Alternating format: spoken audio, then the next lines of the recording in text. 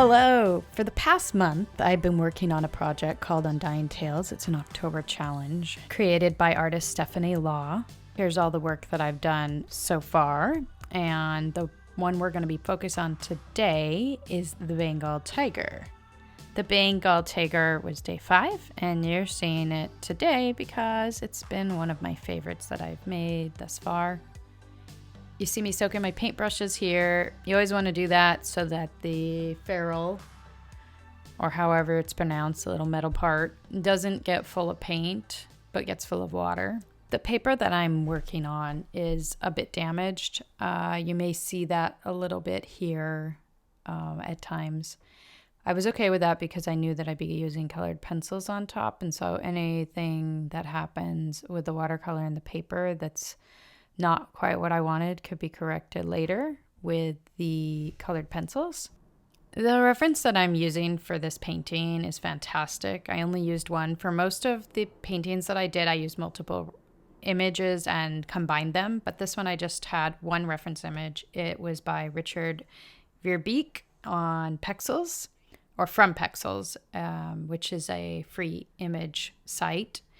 I love the expression on the tiger's face. My husband had mentioned that I was choosing the most boring poses with the first two that I was using. He said it's as basic as you could get, and I realized, oh yeah, that's probably true. And so from that point forward, I looked for reference images that had the most personality, were the most dynamic, or, created my own pose if I couldn't find a reference image that was to my liking, which was usually the case. I'm trying to get better at facial expressions. So the fact that this one had such a expressive facial expression, especially for a cat. A lot of people think cats are unpleasant, to say it nicely, because they don't actually change their faces. They can't. Their faces do not have the same kind of muscles that humans do, or even dogs. So dogs can change their facial expressions much more than cats. So we often think cats are like indifferent, but the truth is that they do experience things very deeply emotionally. Studies have shown this. It's just that we're not aware of it because how we would read these emotional states, cats aren't expressing it that way. Also, cats are pretty good at hiding their emotional states. They don't really necessarily want you to know how deeply something's affecting them.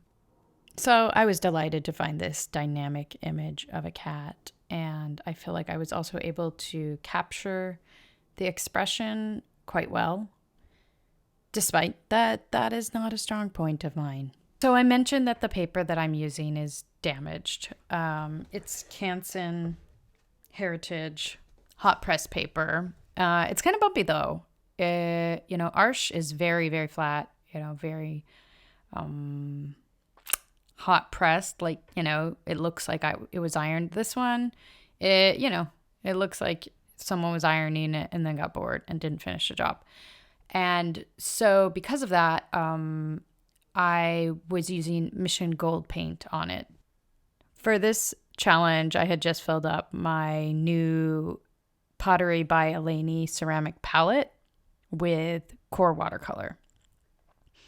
I'd picked all my favorite colors, but the core watercolor was not working out great with the Canson Heritage hot press paper. I'm thinking it may have been because it was damaged, but maybe it was just a bad fit. I don't know. Core watercolors really fly all over the place, and Mission Gold watercolors stay where you put them. They barely move at all. And so because of that, I decided to use them to give myself less variables because the damaged paper was causing the water to soak in really quickly in certain areas, but I didn't know which area it necessarily would be. So you'd get a weird effect, which you might or might not want. If the weird effect is on the face, I'm going to be struggling with that a lot more than if it's in the background. Speaking of the background, here I'm definitely trying to be more creative with my backgrounds. That's another goal for this particular challenge, is that I really want to create multi-layered pieces, and gosh, with all the other things that I'm trying to do. Like, I'm trying to figure out a flow for colored pencils and watercolor to be able to work with the two together. For a very, very long time, I've just been trying to work with watercolor and just learn how watercolor works. But at a certain point, I stop enjoying the watercolor when you're trying to get into the details and stuff. And I'm sure that I'll get back to it at some point and be like, no, I really, really want to get better at creating details with watercolor. But right now, I know how to create details with colored pencil or with any kind of pencil. And I'm kind of tired of not being able to make the work that I want to make because my skills suck. So for now, I really want to create a workflow that involves a medium that I really enjoy, watercolor, and another medium I really enjoy, colored pencil, and use both because it's really fun to use both. And this is a heat lamp to dry the paper for those of you who are new to my channel. So my other goal is to make sure that I'm using colors I want to be using, not just the colors that I accidentally mix, but the colors that feel really good to me. That's a lot easier with colored pencils because you set out the colored pencils ahead of time that you want to use, and then you do not get other colored pencils out. With watercolor, if you can mix the color, it can be on your paper. So you have to be really careful to not accidentally mix colors you really don't want there. A lot of people talk about muddy colors. I actually like muddy colors, but sometimes I'll mix something that's too bright of a yellow or too bright of a green, or maybe I don't want the muddy color there. So I just really want to be more mindful, and that's a lot easier when I'm making steps ahead of my process than when I'm already in the process and I just don't realize that, oh my gosh, I've just covered my paper in colors that I don't want there. So this is as far as I decided to go with watercolor, and I was switching to colored pencils. You can check out my cat and this weird thing she decided to do with her foot, and a little clip of my studio. It's been nice with this challenge to get to paint so many different kinds of cats. So this was my first time, I think, if I can remember correctly, using Prismacolor pencils during this project. I had tested them out a little bit ahead of time. You can see that I don't even know which way to sharpen them yet. Like, they're different size sharpener holes, and I sharpened them very long and pointy at first, and then they kept breaking, and I was like, this is not going to work. So I sharpened them with a sharpener that lets them have a more stubby point, like what they're sold with.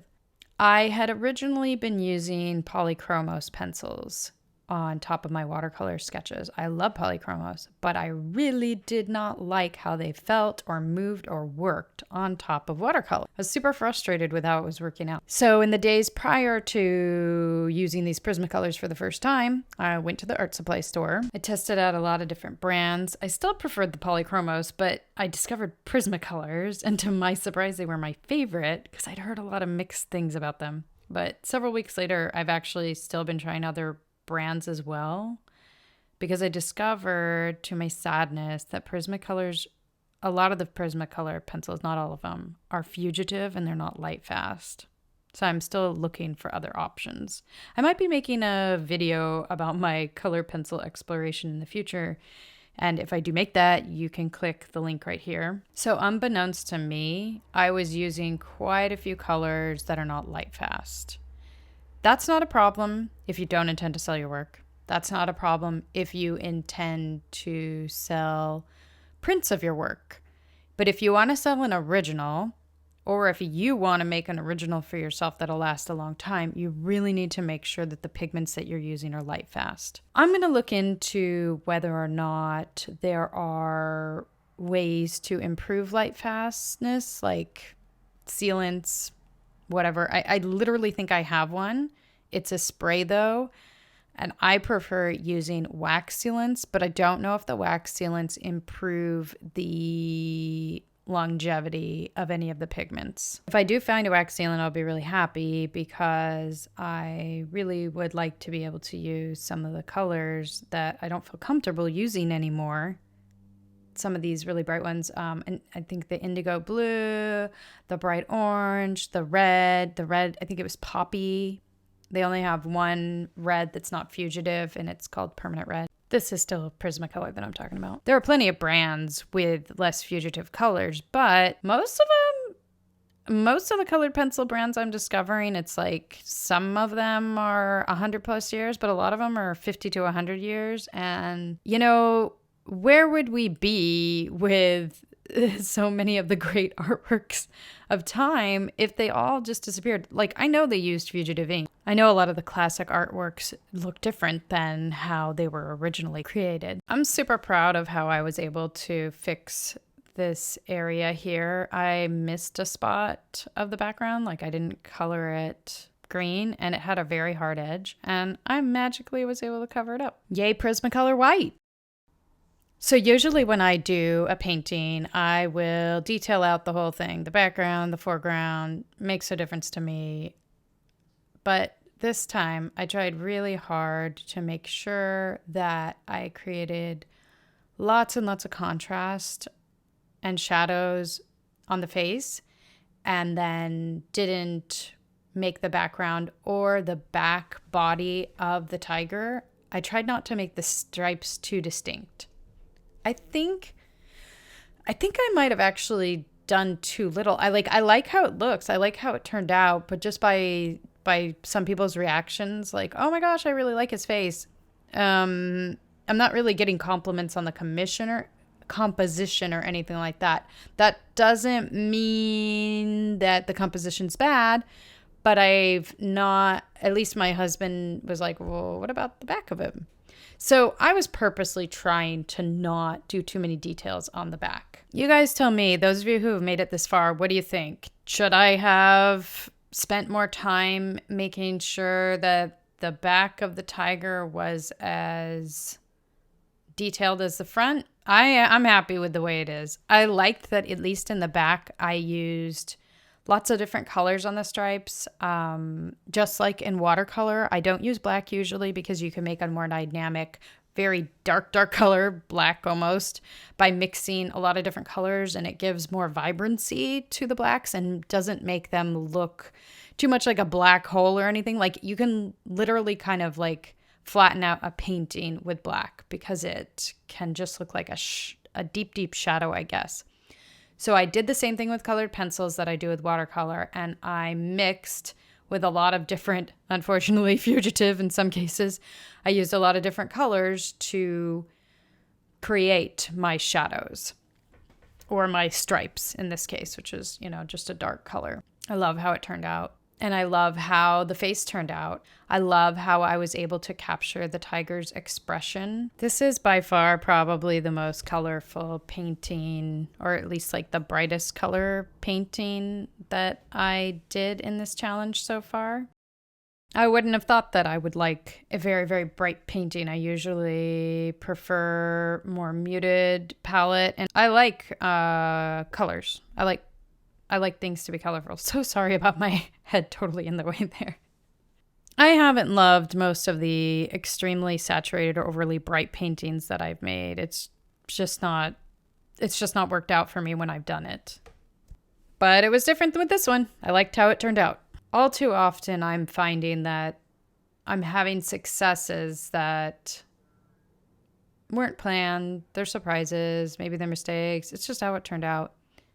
And I hope that over time, even though I have a really bad memory, I really hope that over time I'm able to remember how I did it. At least like a muscle memory, remember how I did it, so that over time I can continue to have these successes. Even watching this back, I'm like, well, why did this work out? I couldn't tell you intellectually why this painting works and another one doesn't. So I think that means that I'm going to have to keep making lots and lots more mistakes. And I may have success the way I did with this one again, or I might not.